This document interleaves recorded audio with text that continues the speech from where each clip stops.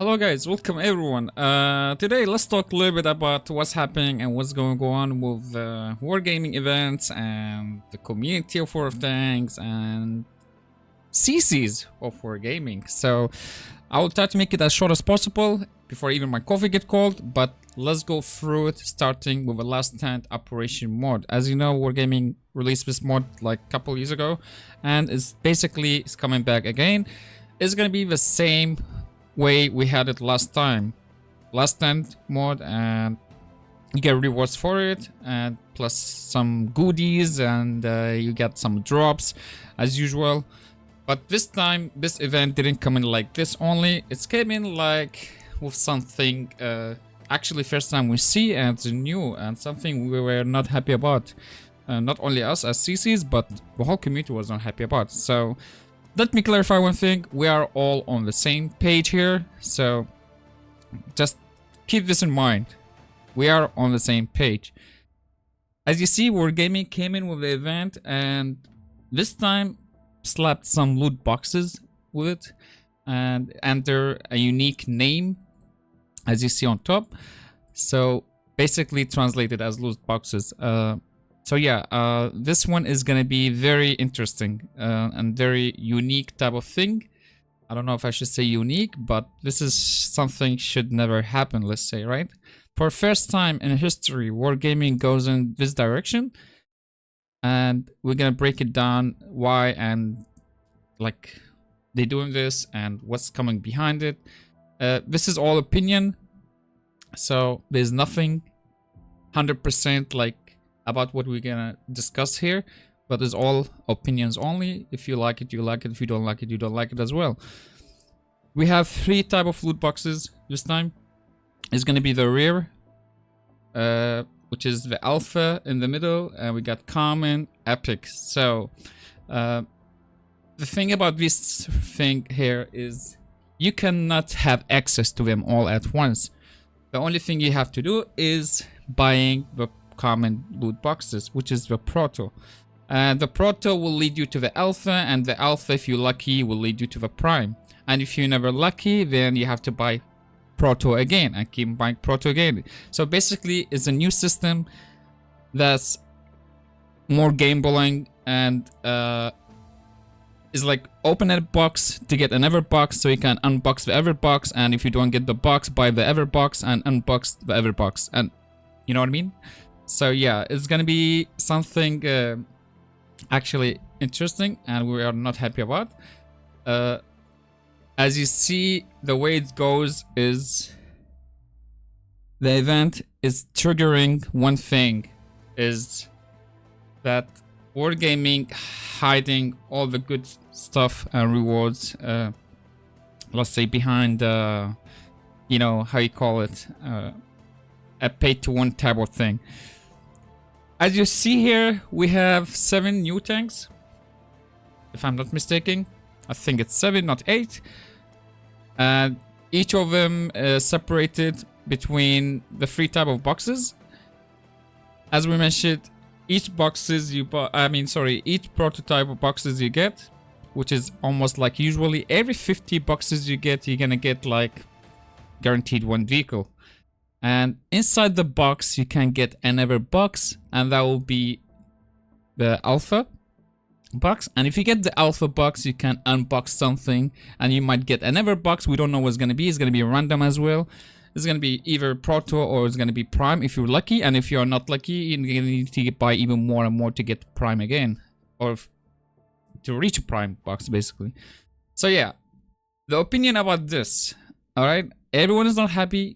I'm not happy, you're not happy, we're on the same page, right? Let me tell you one thing, alright, about this. It shouldn't happen. Alright, it shouldn't happen.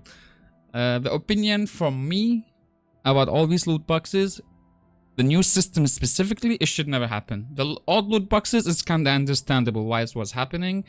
They were, like, wargaming need to make money and, you know, cover their game and let it run in the long term. But this new system, something we were not really, we didn't see it coming, let's say, right?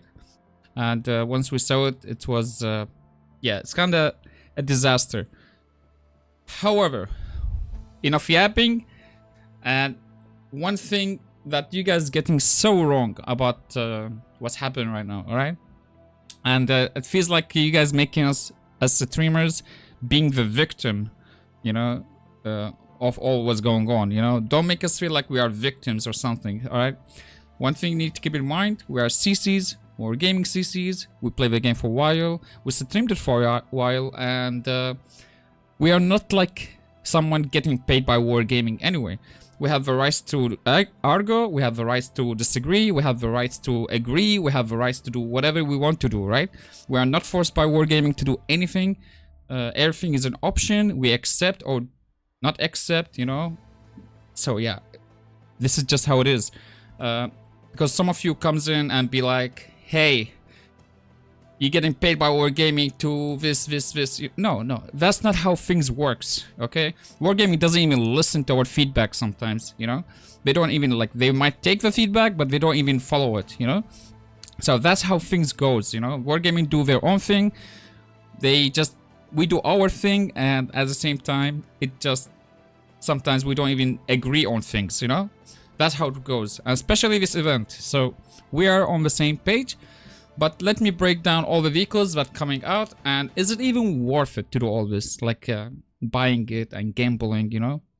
So after playing the vehicles live stream, I decided to go and make this VOD and tell you each vehicle, just talk about shortly, like each vehicle I will talk about it shortly, to tell you is it even worth to go after it.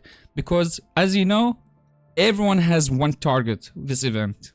There's one tank, and this tank will be like the main vehicle of War of Tanks event, especially this event.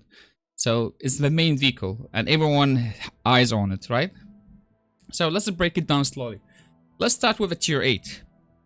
The new tier 8. We have a new tier 8 German tank destroyer. It comes in with the new, this is I think not the first time we have it, a tank destroyer with siege mod, 400 alpha.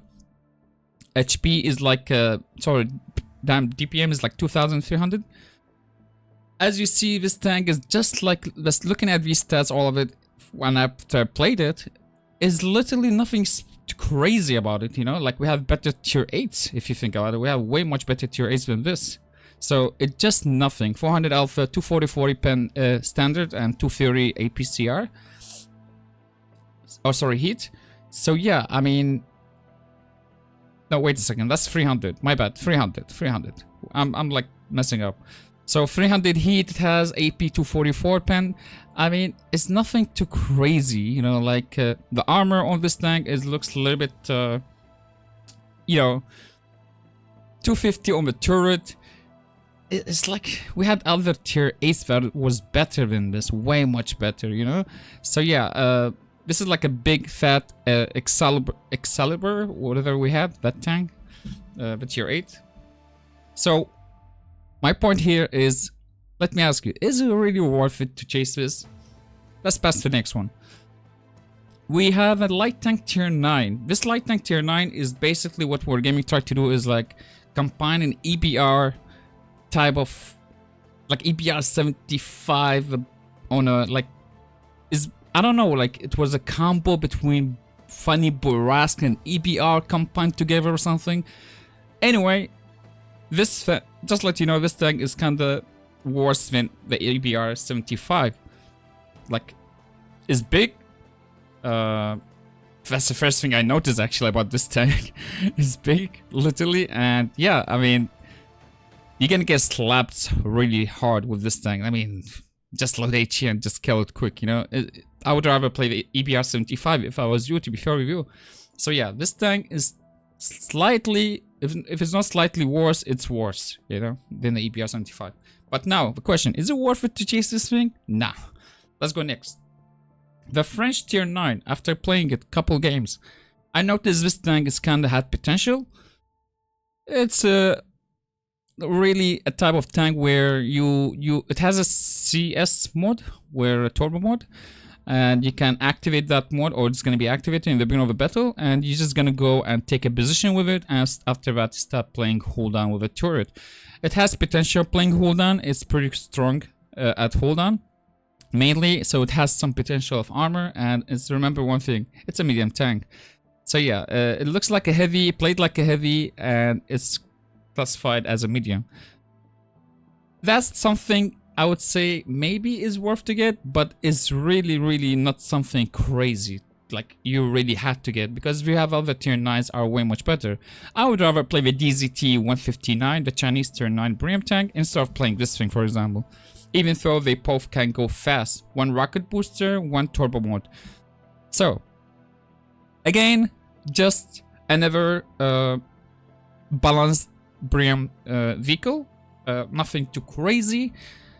Now, is it worth it to go for it? I mean, it would be nice to have it, but we have really better tier 9s currently in the garage. I'm pretty sure most of us does or do. So yeah, let's move on to the next one. Polish tank, Polish heavy tank. I played this tank 650 alpha. This tank is actually has it's actually crazy to have 650 alpha in tier 9, in my opinion. Average pen AP 248, which is kind of how things goes. Wargaming makes standard ammo pen a little bit, you know, low for some reason. 310 with the heat. The potential of this tank is not as some of you will like, because the gun handling is not that crazy good or great.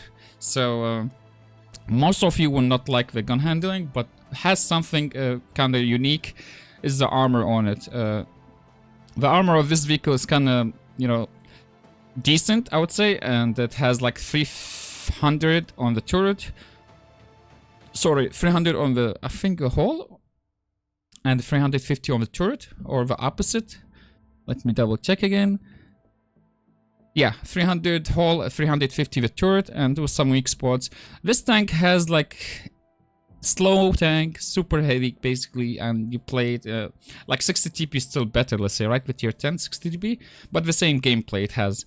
But is it worth it to go for it? Let's be fair, is it worth it? Again, we have better tier 9s in the garage we already currently own, right?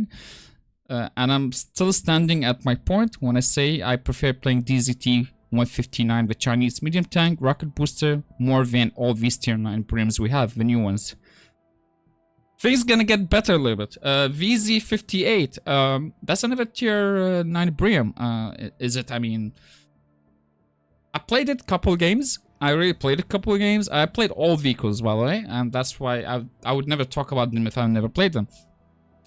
The average damage of this vehicle is 440. It comes in with an autoloader, 4 shells magazine, and reload time can go like down to 30. I can't remember exactly what the equipment is, like 37 seconds, something like that. But this tank has some type of good shells. What I mean with that is has 257 with the AP, and the APCR 325. Remember, 325 big alpha at tier 9. That's something not even tier 10s have, you know, like some of the tier 10s doesn't even have that pen with APCR, to be fair. Now, again, maybe this tank has something I focused on because I think it's the best tier 9 Briam from this event. But honestly, is it really worth it to go for it? I mean, we have a lot of tier 9s Briams, right? I'm pretty sure we do. And again, I'm gonna repeat it again. DZT159 is the best thing to play for me, you know? If I want to play and grind Crescent tier 9 Briam tank. So yeah, is it really worth it? I think that's not something people are focusing on right now, right? Let's move on to the next tank. Chieftain MK6 tier 10. For the first time, Wargaming put these two tier 10s in loot boxes events. We had loot boxes in the past, but this time the first time Wargaming put tier 10 tanks in the loot boxes, which is that's exactly where the thing's going on. That's why this event is a little bit type of weird event, in a way where Wargaming made it the system or mechanic of it when you purchase it is not as easy as you think, and you have to keep gambling on it, right?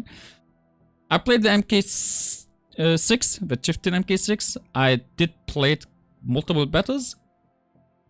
I found one thing about it. Worse armor than the previous Chieftain. which is the ever chieftain, the main chieftain, but better DPM and better gun.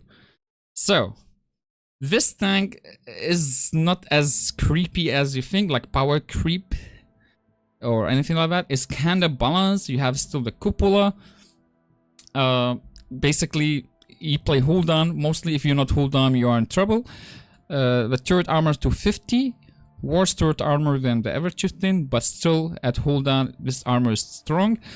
Cupola exists. Keep in mind, that's something is bigger than the ever chieftain cupola. So yeah, whole armor, you don't even want to talk about it because this tank is a hold on type of tank, just basic, nothing too special. Mobility is decent, alright, but not as crazy as you think. You go fast and rotate around the map quick. So yeah, your top speed will reach like 47 maybe max or something, or 48, I think, not even 50. So yeah, is it worth it to gamble for the MK6 or the chieftain MK6? In my opinion, I don't know. Honestly, I wasn't like nothing too special. Nothing too special. It's just like a normal tank. You play hold down and GG. Just like you played the tier 9 chieftain and Bram chieftain. We had a Bram chieftain B, I think. That one is the same design. Looks, it's like it looks the same basically. You know, you play hold on and do whatever. You know, after that, and you just when you hold on, you're not safe. By the way, you're getting penned in the cupolas and whatever. Now we reach the point where we think where everyone's eyes on, right? And that will be the MBTB. That's exactly where the focus of this event will be, and everyone eyes on, right? Let's be fair, because that is exactly the main tank of this event will be. The MBTB is being changed a lot during the test, from patch to patch, from another patch to another patch, and this tank was really different. It was way stronger than before, but now is still something about it that is very dangerous. This tank came in with no armor, was whatever. Wargaming decided to change the entire platform of the armor to from like 350 type of armor on turret, front, whatever, to like nothing basically, you know. So as you see, this tank, it just literally no armor at all. But they gave it something that is unique. It's 2400 clip damage with a 3 shells, burst shells, basically like the Char melee we played, the light tank, the tier 9. Once you click one click, you get like shells coming out of the gun multiple times. Later you click again, you get another shells. That's gonna be something. Basically, this tank is not gonna be for everyone. That's why I wanna talk about it. If you really think you wanna gamble and get boxes or buy boxes and do this, do that, chase everything just to get this tank, just let me remind you of one thing. A non-armored heavy tank, basically no armor at all, is not going to be as easy as you think to play. Would you really chase this type of tank and all the money you put on it just to do like one clip of like a game? Think about it that way. This tank was built for people who knows what they're doing. This tank was built for experienced players. This tank will be very dangerous and broken only between the right hands. Basically, if you are not knowing what you're doing and you feel you are weak in tanks that doesn't have armor, this tank will not work for you. Question is like, is it worth to chase and gamble on it to get it? Most of you will be like, maybe yes, because they want to do this. They want to go and drive in and, you know, have fun maybe. Anyway, the tank, my opinion about it, it should never be in the game. To be fair with you, 2400 clip potential. And once you click, you basically shooting 800, 2 shells, each shell 400 alpha. So one click 800, another one click 800, and another one click 800. That would go 2400. With some high rolls, you can be lucky and do even more. In 8.5 seconds, you can drop the entire clip. Basically, this tank will ruin a lot of tier 10s tanks. And not only that, if it's getting a tier 9 matchmaking and tier 8, you're basically deleting tank with one clip, fully guaranteed. And sometimes you can delete one tank and take like 800 from the other tank. That's if you get matched up with tier 8s and tier 9. So yeah, the tank is a little bit sketchy for the game will be, but it's not for everyone. It's gonna be for experienced players. Now guys, the opinion about all this is very clear. We are on the same page, and I don't think so this is something we should be like argue about, because we're already arguing with Wargaming about. So you and we're on the same page, and I wanted to clarify this, that we are not here to tell you to buy the boxes. We are here doing what we used to do all the time the last years. We play the game, whatever new content comes in, new tanks, we just play them as well and tell you what this tank is, not worth it, not worth it, don't do it, do it, or don't even do it at all. We never told people to do anything actually. We just showcase the tanks, and people, you all grown as people, you know what you're doing, right? You watch this, you watch that, and you be like, okay, nah, this tank is too much, I'm not doing this. So you have to make your own decision. Nobody should affect you in any way. Not Wargaming, not us, not streamers, not CCs, not that. Not you make your own decision. It's your money, and you decided to do whatever. So after doing, we're not doing the math or anything, but after all this talk, and I'm pretty sure you saw everywhere on social media, the math was break down to like apparently $600 if you're lucky to get tanks, but it's not gonna be that way, because the gameplay, you're never gonna get lucky properly. You're gonna go above 600 up to 1,200 or 1,300 even, if you never got any tank in the garage from this event. So yeah, to be fair with you, I don't know what to say. We are just not it's not looking good, you know, for any of us. So all I can say is, you make your own decision. Don't get affected by anything. We're still gonna play the tanks.